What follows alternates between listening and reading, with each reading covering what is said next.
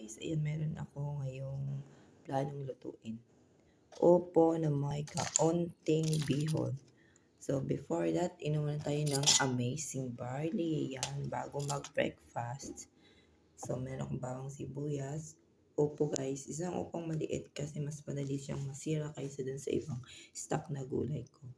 At kukuha tayo ng kaunting adobo chicken para pang sahog. Okay guys? Marami tayong stock na gulay dito guys. So, may cauliflower pa ako. So, cauliflower.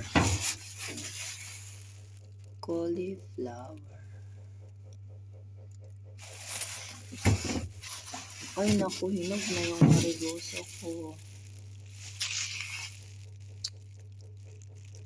Because isi-trick ka na nga yan ng maihiwa ko na. Mayroon akong pipino, may carrots, may bagay, may kamote, may kalabasa. Pagkitin na natin yung bawang sibuyas at yung chicken. Nilagyan ko ng konting magic sarap plus oil to talaga na. Kailan natin ng konting tubig. Unahin natin yung bihon para maluto siya bago last yung upo. Ayan na nga po guys. Nilagay na natin ang bihon. Pakukuluin, palalambutin, palulutuin bago ilalagay ang upo sa last minute.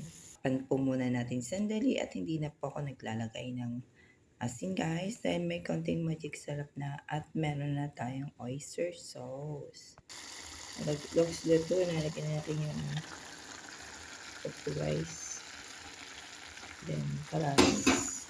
Mix na natin yun. Ayan na siya, guys. Ayan na, guys. Almost done. Dito sa ibang bansa, starting malapit ang kailangan. Thank you for watching.